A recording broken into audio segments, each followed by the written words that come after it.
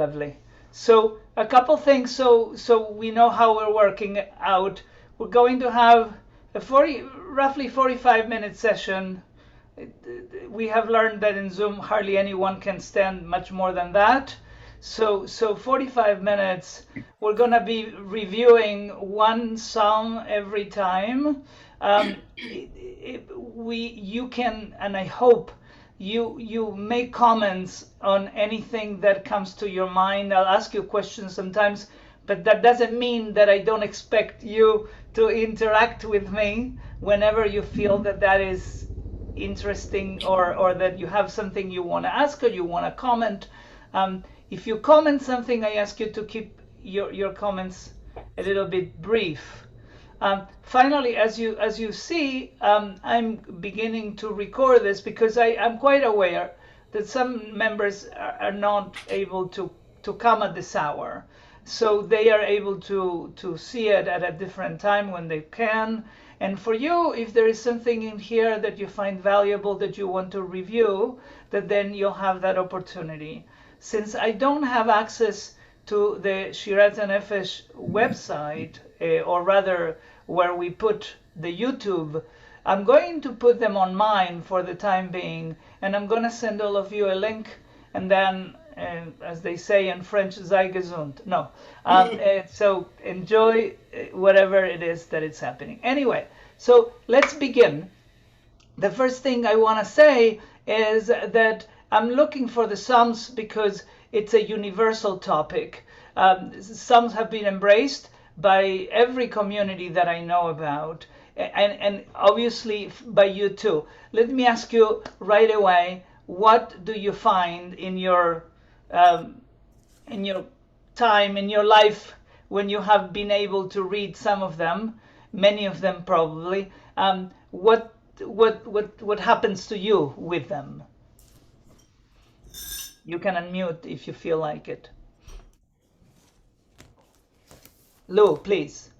For a number of years at a previous synagogue, I was a shomer. We had people who would stay with the bodies of people before they were buried.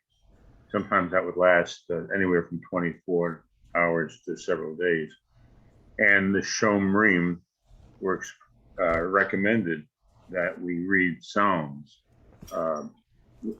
rather than just sit there and do nothing. So I read a number of Psalms, and over many years, they became much more meaningful to me, and they were a source of comfort. Beautiful, beautiful. Thank you so much indeed.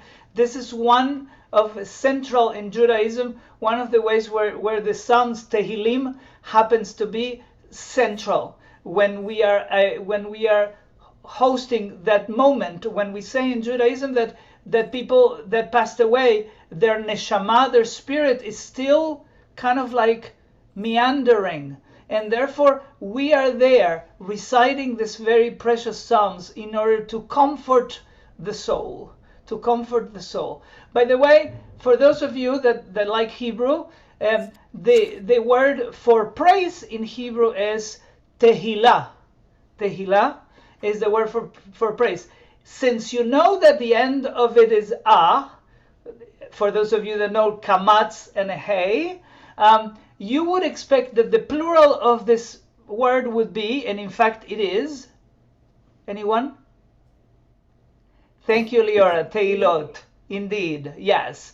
Tehilot. So you wonder why these psalms are called Tehillim and not Tehilot, right? And the reason is because the rabbis wanted to make sure that we understood this 150 psalms were a whole group called Tehillim, and therefore separated from the many praises that we already have in many other ways. Hopefully you have many reasons. May you be blessed with many reasons to produce tehilot, praises, right? May be my blessing to you. Therefore, this 150 psalms, according to tradition, were written by King David, Melech David. In some cases, one wonders if that is totally true, because some of them don't seem to be recited to him. Yes, Le David Mizmor, to David, is a song, right? So we know for a fact, and just gonna give a very tiny introduction on this. The rabbis wanted us to be very well versed in terms of the books of the so-called Tanakh. Tanakh, the what we call the Jewish Bible, or some of the people in outside of the Jewish world call it the Old Testament, implying that there is a new one. We'll talk about that some other time.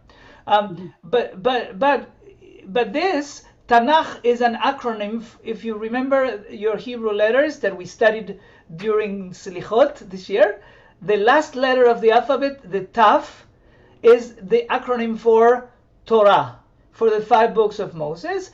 The Nun is the acronym for Nevi'im, or prophets, and the Kaf for Ketuvim, or the writings, which are the books that have become part of the canon late. They have come late to the canon. Some of you know very well, very coming up, Mishe Nichnas Adar Marvim Besimcha, since Adar, the month of Adar, has arrived and we add happiness to it, we read the book of Esther. Thank you. Megillat Esther is one of those books that is in the Ketuvim, in the writings, in the final groups. So many others, the book of Ruth as well for Shavuot. Megillat Eicha, if you remember, the book of Lamentations for Tisha B'Av, for the 9th of Av. Many others, and Tehillim is included in that group. You say, well, do we read Tehillim frequently, all the time? Every day during prayers, what some in the Ashkenazi world call Psukei de Zimbra, right? Some of you actually recite them at Shirat HaNefesh yourselves, right? Many of those psalms are included in there. On weekdays, less of them. On on Shabbat more, and some of them are ascribed specifically for holidays. And what we're going to do is we're going to be looking and zooming on 4 of them. I'm gonna go right away. I chose for today Psalm 30. Why did I choose it? I chose it because we have been for 2 years as part of a pandemic. And I feel that Psalm 30 has a lot to tell us as a response of how to approach the pandemic, approach many things in our lives, but this in particular. So what I would like to do, now that we are joined by the recycling group of Montgomery County, I'm going to share the screen in case that those of you that might not have the text available to you. And I want somebody that would like to read it. Let me see if I can do this. So if you can read the English for me, if you have it in your house, you can use that. If not, I'm making as big as I could, and I will be browsing. So who would like to read a psalm? Well, you don't have the words of the psalm in front of us. You have explanations. You don't have. Let me try it again, and let's see if. Thank you, Steve. Is that now there? That's it. That's it. Thank you very much. Anyone that wants to give it a chance? I mean, maybe Cliff, would you like to read a little bit? Also, there's a background noise, like a train running or something. Yeah, the train, as I explained, is the recycling truck that just left. Sorry, I just missed that one. Okay, that's good. That's probably because it was so noisy. I hope it's gonna get better from now on. So it's not going to get better if I. Read? It's not going to get better if I read it because the wind here is terrible. I'm outside. All right. Anyone else? I guess I can do it. Go ahead. A Psalm of David, a song for the dedication of the house. I extol you, Adonai, for you have lifted me up and not let my enemies rejoice over me. Adonai, my God, I cried out to you and you healed me. Adonai, you brought me up from Sheol, preserved me from going down into the pit. Oh, you faithful Adonai, sing to God and praise his holy name. For God is angry but a moment, and when she's pleased, there is life. One may lie down weeping at nightfall, but at dawn there are shouts of joy. When I was untroubled, I thought, I shall never be shaken.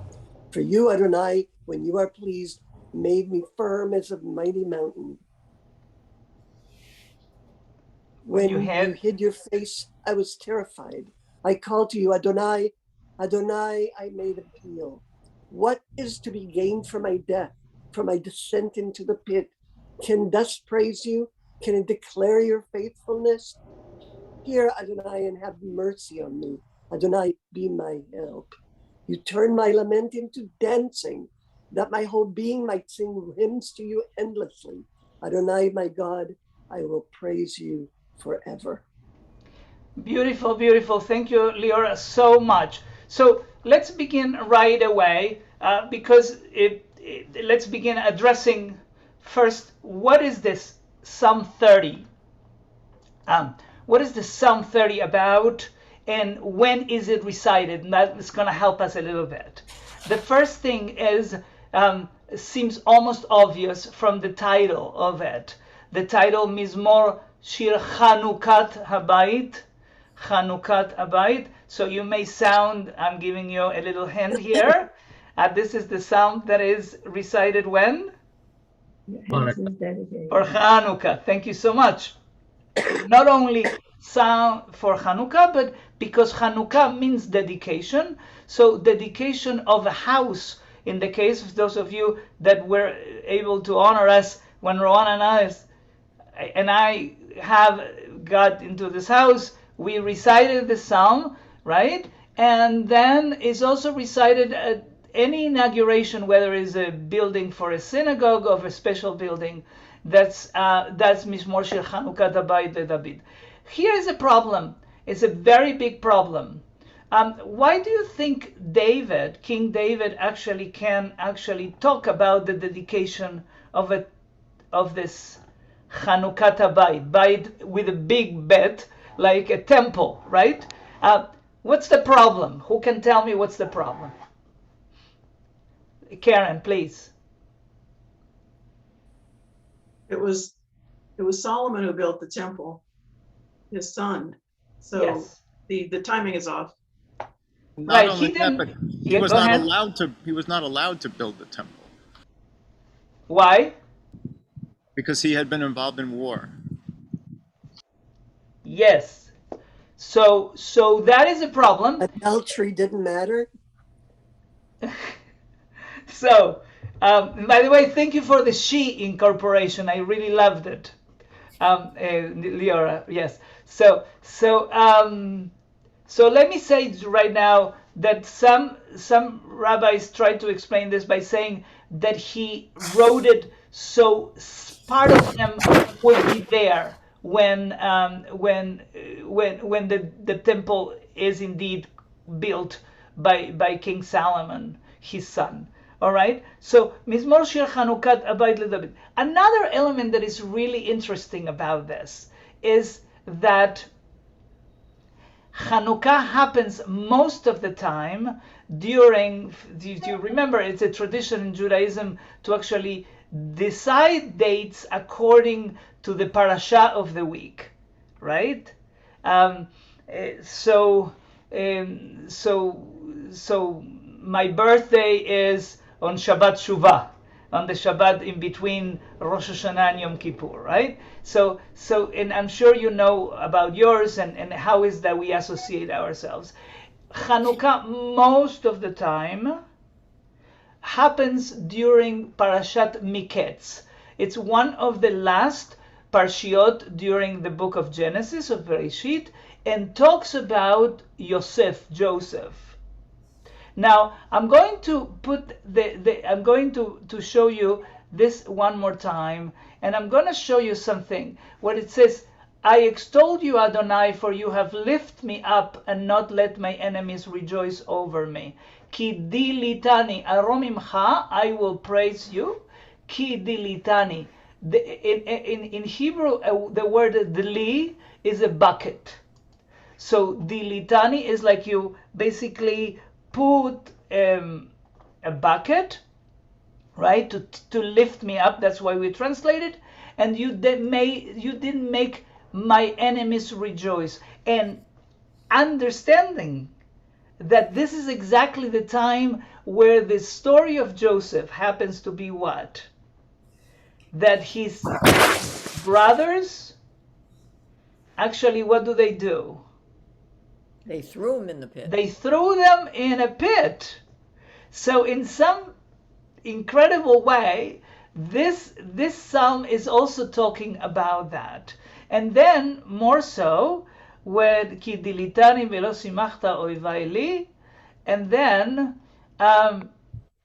later on it says, Adonai, you brought me up from Sheol, presumably a very, very, very terrible place, preserved me, chitani, made me alive again, mi yordi bor, from going down into the, you guessed, the pit, right? This, I wanted to then be able to read the psalm as that part. The fact that in Judaism there is a dialogue of the centuries, there is a dialogue of the generations. The idea of how the rabbis choose to pair this psalm into Hanukkah, and also to talk about things that are really impressive, not only for the here and now, but for the lives that we all live. For instance, I'm going to share the screen again. I wanted to see this. Ba'erev yalin bechi, right? In the evening of the nightfall, right, we lie down crying.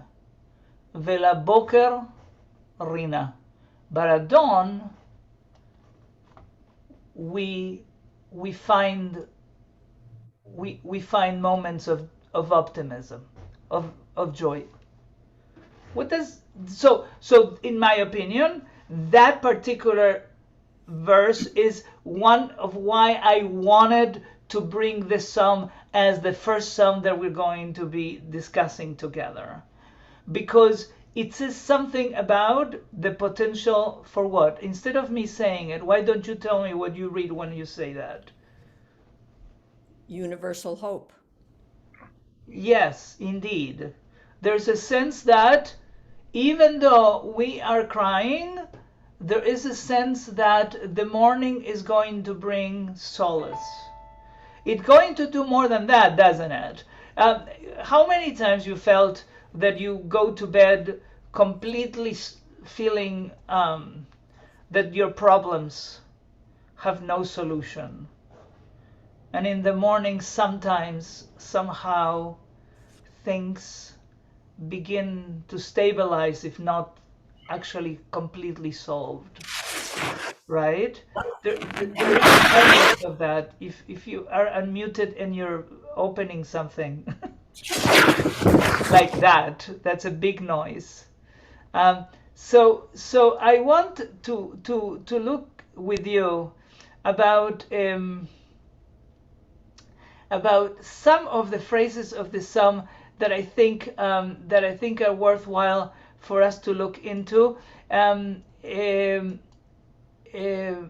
I'm going to do it together, and I'm going to put a transliteration as well, so you could see it. So here we are. Here is something that I'd be happy to share with you if you find it useful. I have chosen some of the particular subjects that I found interesting, and we can talk about that. The first one we mentioned, Va'erev yalin bechi ve'laboker rina. I made a translation, sometimes helpful to see what each of the words mean literally. At night may lie down weeping, in the morning joy, but right, comes. And then into an English translation that is a little more attractive. I wanted to speak to you about this others line that says, "Va'ani amarti veshalbi bal emot leolam." Shalvi is serenity. We translate. We also wish that at the wedding ceremony. Shalva, we include the idea of serenity. Bal emot leolam, and I have said in my serenity, I shall never be moved. Moved. How do you read that? What do you think this word moved is actually about? Anyone? Just discouraged. I have said in my serenity, in a place of peace, I will not be moved. What do you think that is about? Please, George. Well, as someone had mentioned, King David had to fight a lot of wars. So one sense of it might be actually being physically displaced from your land by an enemy. I see. So you read it, yes. So Phyllis, please. The serenity that is established inside by the shot of peace and joy that comes in the morning will remain with you, so that every event that you come across won't overthrow you from that internal peace. Anyone else? Yeah, I see something similar. To me, it's like when things are going well, I feel like they're always going to go well. Nothing's going to shake me. Nothing's going to change that. Karen? I think this goes along with what Cliff just said. I'm looking at the King James Version, and they translated prosperity, not serenity. In my prosperity, I said, I shall never be moved. So that means when things are going well and you're prosperous, you feel good. It's when you're tested that, when things aren't going so well that you're tested. Right, but is it that nothing is the psalmist saying, I will not be moved, as a sign of I purposely am going to stay in this place? And if so, how do you think we stay in that place of shalva, of whether you call it prosperity or do you call it peace of mind? How do we do that? And as in one last thing, Va'ani amarti, I said, the rabbi said that human beings have this particular power, which is to speak, right? That we are able to say something. And when we say it, maybe it's not surprising that Freud was Jewish, that when we say something, it's like we bring it to our consciousness. That before that, maybe we thought we had that peace of mind, but only when we are able to recognize it verbally, we have. I don't know if Miriam, you wanted to say something, or was just okay. And anyone else? Please, Heidi. So it seems like there are quite a few different translations for this. And I have this version, the Tanakh, and it took me a minute to even find it because I didn't see serenity or prosperity. In my version, it says, when I was untroubled, I thought, I shall never be shaken.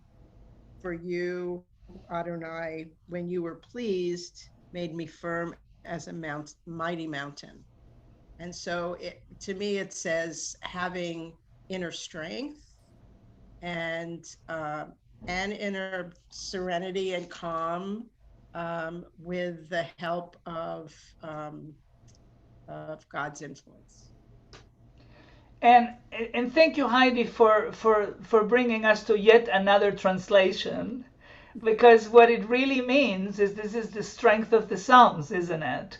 That one can continue reading them and finding other elements that make that we can connect, right? Whether serenity or strength, internal strength or prosperity, we see things, and sometimes depending on our own state of mind, we are able to decide of what we really want, or which translation is the best for us at that moment. Look at this one. Adonai ברצונך העמדת להררי עוז. So God, ברצונך, in your grace, or with your wish, with your will, העמדת, you have established. העמדת in Hebrew is actually a verb that is a causative. You made me, you remember the word amidah, right? As we say the prayer that we stand for. So that verb madta here is actually coming from that particular verb in the causative form. You made me stand, right? Lehareri oz. Hareri, they read in here as my, remember the word har is a mountain. A mountain as a stronghold, right? And we sometimes translate, as you had established in your grace, my mountain as a stronghold. Interesting too that the temple was actually built on a mountain. Okay, so admittedly for us United Statesians, right? There were Har as a mountain in Israel is a little bit of a stretch. You would like to call it a hill, right? When we say in another psalm that we're going to be looking at, Esai nai le'arim, I will lift my eyes, we say it to the hills. We sometimes translate to the mountains because we have amazing mountains in the United States. Israel doesn't have that many mountains, right? You can call about the Har Hermon, maybe at the north, right? The Hermon mountain, the hill. I don't know, Leora, what you think, but yeah, that's definitely something that strikes people who come to Israel for the first time, is that there are no mountains. And whether Mount Hermon is part of Israel is a political item that we're not going to go into. But I think one of the things that you realize when you go to Israel and you go in a bus is that half the people there are reading Tehillim. You know, this is something that people do all the time, religious people, and especially women. They read Tehillim, and this brings them some sort of, I guess, comfort, because their days are not comforting at all. Right. Okay. So I also want to say to you, in case that, remember, the greatest thing about the Hebrew language and about this great literature and tefillah and prayer is that everything is interconnected. So when you think of the word Har as mountain, you think of Har HaMoriah, for instance, the place where Abraham went to nearly sacrifice his son, right? But we also think of Har Nevo, which is also where Moshe is going to be to put to rest, a place that we don't know where it is, right? We also know, of course, of Har Sinai, the mountain of Sinai, right? Where the Torah was given. So this is not just a mountain or a hill. When we're talking about Lehareri Oz, right? That's to give strength to my mountain.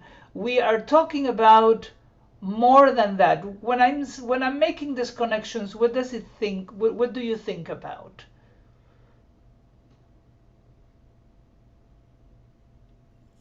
What is this geography telling, Fran?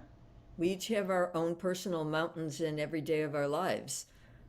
Sometimes they're smaller hills, and sometimes they're not so small. They're very challenging hills, but in a sense, it's a metaphor. You're thinking a little bit about the musical "Climb Every Mountain," right? Yeah, right. So the idea that when we see a hill, a mountain, we think about ascending, yes, about getting to the top, to think that we are arriving somewhere, that we're finding that once we arrive to that place, everything will be clearer. Because not only you'll see farther, but you will see around. And if you thought that this was your life, now you start to see that maybe there is more to it than just this. This is important, right? I always tell the story that when my mother said, you have to eat your soup because in Africa they don't have anything to eat, my response was always, send it to Africa, right? So we always think of what's important to us. But however, what it also, the psalmist is inviting us to do is to think in a broader perspective, which I think makes the Psalms more attractive. You think that today is a bad day, you're entitled. You may be right? Yet, there is a potential that there is more to it that we are not covering. Let me go on a little bit and look at some other of those important as the psalmist begins to talk to us about that strength, he begins to recognize the emotions that come from within. Look at this. Histarta fanecha haiti nivhal. You hid, the word seter, the idea of something that we can't see, that is hidden from us. What is that you hid? You hid your face. Let me stop right there because there are a couple things that are important, right? There is this metaphor. You want to call it a metaphor because we don't really know, about God hiding God's face. The first thing that is really important to recognize, you remember many times we include that particular concept during the high holidays, the Yamim Noraim, the days of awe, but also of the trembling or days of trouble, if you want. And we say, Histarta fanecha, you have hid your face. The first thing is that already that translation, I'm sure Heidi will tell me that probably her translation doesn't read it like that, because the word panecha is in the plural, right? Do you know the singular of panim? If you remember in Hebrew, masculine, right? Plural ends with the suffix yud mem, im, right? Banim, panim, yes, yeladim, im implies masculine plural. So this one, panim, means faces. Yes? What's the singular for that? Well, the singular is pan, but pan is actually a facet, not anything to do with, well, actually, in English it reads like face and a T, but in Hebrew, pan is an expression, a facet of something. So panim is something that I grew up knowing always is a plural, even though it's singular. Like no one talks about a cheek. Right. So fantastic. And I think I want to remind you of the famous saying that there are 70 faces to the Torah, Shivim Panim la Torah, or the idea that we ourselves have more than one face. Is that true? How do you want to explain it? What does it mean that we have more than one face? Heidi? And then George. I guess I think about it in people have different moods, and so that presents itself as a different face.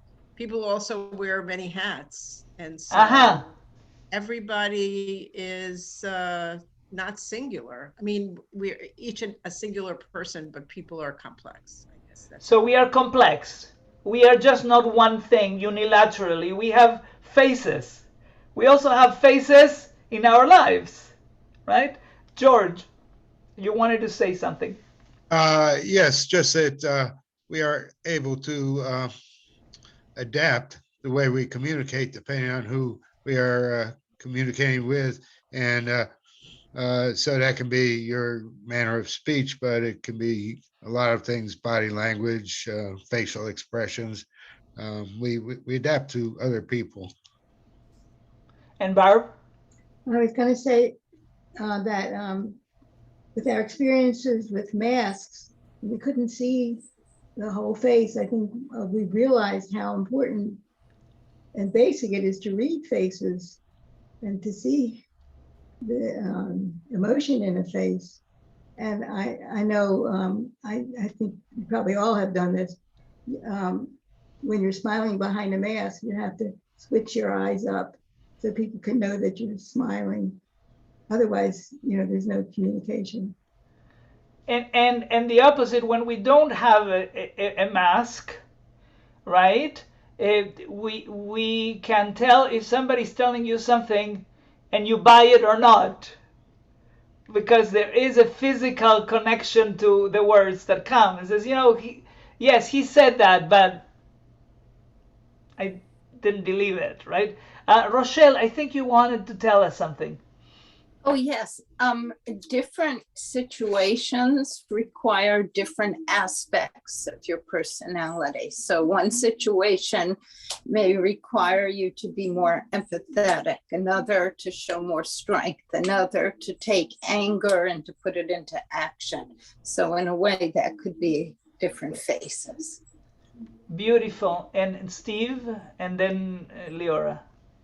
Yeah, I mean, this is reflected in the psalm as a whole. If you look at the emotional roller coaster that the poet is on, weeping and then shouting for joy and feeling on top of the world, and then the descent into the pit, lament, and I mean, all these different faces are appearing at different points in the psalm. Okay, great. Leora?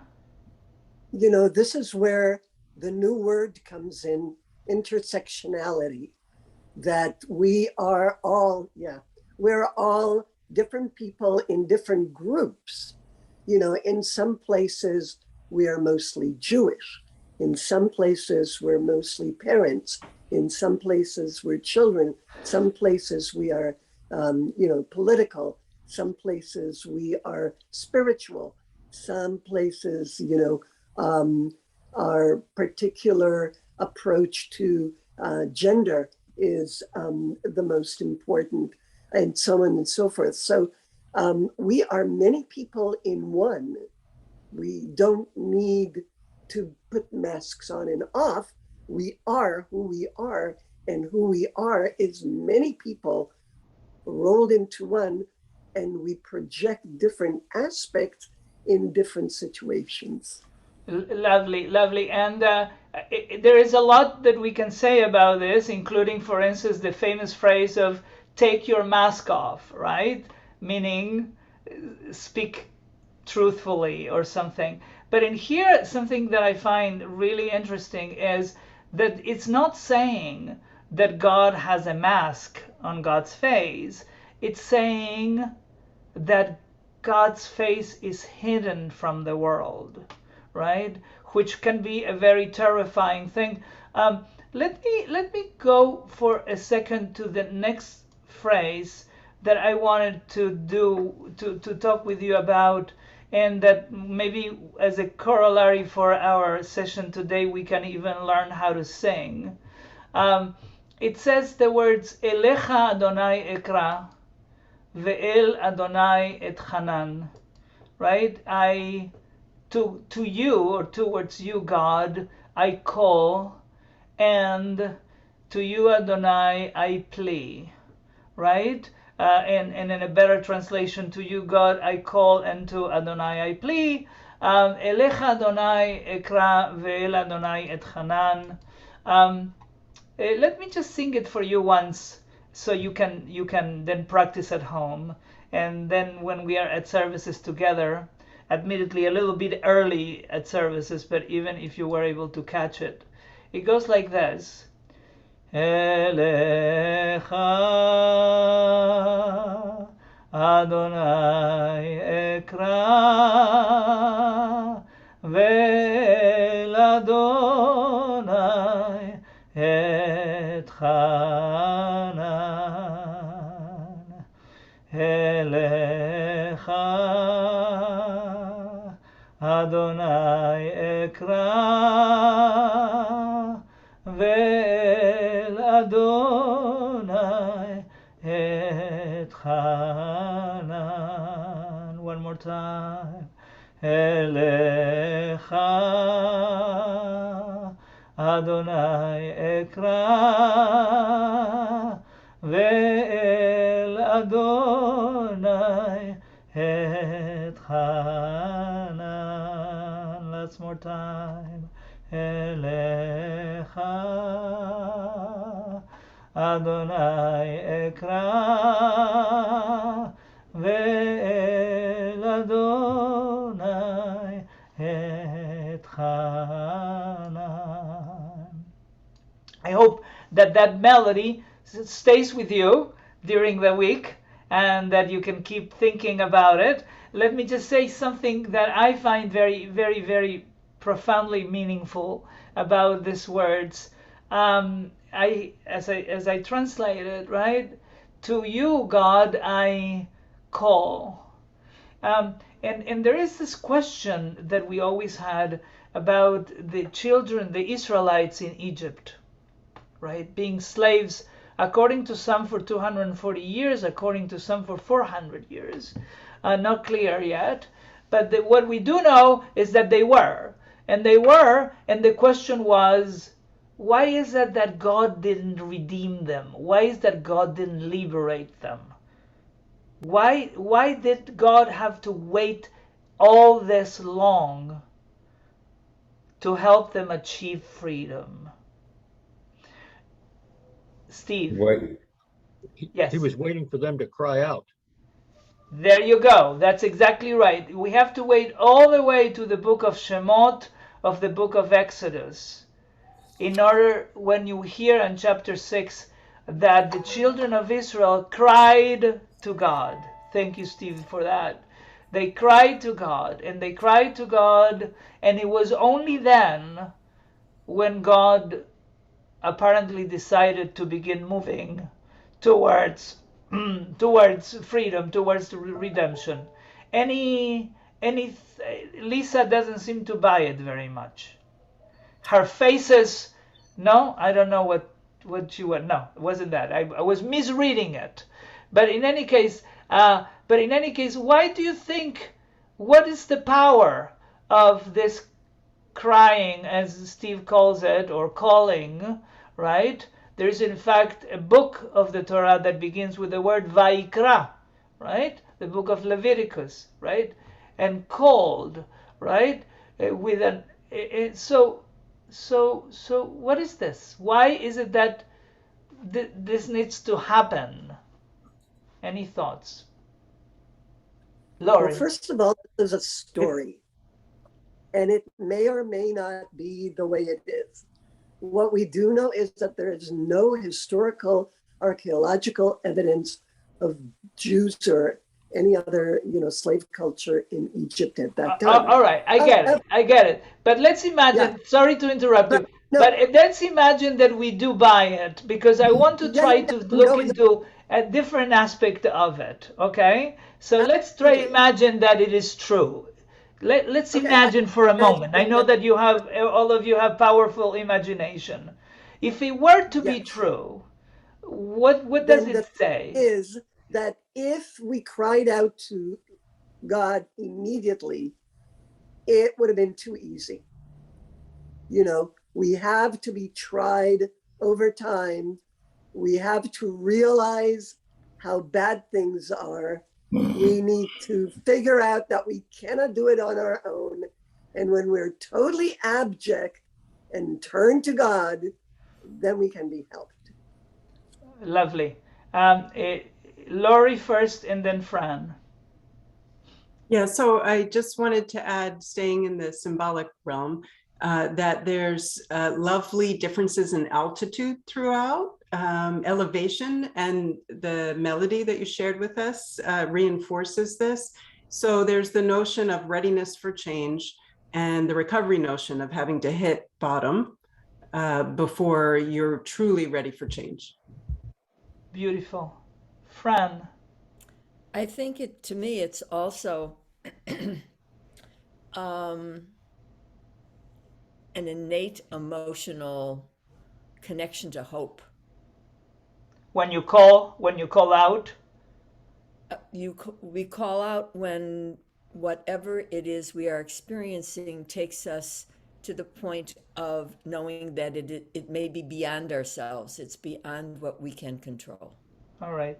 Lou, did you want to say something? No. Okay. Steve. I would interpret it maybe the opposite of the way Leora interpreted it, that until you cry out, nothing is going to happen. You can suffer in silence, but that won't change your situation. Until you cry out, you're not going to be starting this process that could lead to liberation. So you read it in a way that the change begins with us. Yeah. Right? Yeah. And only then God perhaps can send you the helicopter. But until then, until we get to a place, a little bit like Leora was also mentioning, of changing ourselves and getting to a reality that something needs to change, a little bit like Laurie said, then nothing will. I hope that this is meaningful to you. I hope that you find we can talk for probably the rest of the week on many of the other aspects of this psalm. This is, of course, just a taste of it. And we'll continue next week at the same time, the same channel, as Batman used to say. And thank you very much for coming to do this. I'm so delighted. Thank you so much. Have Shavua Tov. Have a great week, and keep reading the Psalms. Okay. Thank you, Ramon. You're welcome, everybody. Thank you for doing Thank you. Thank you. Bye.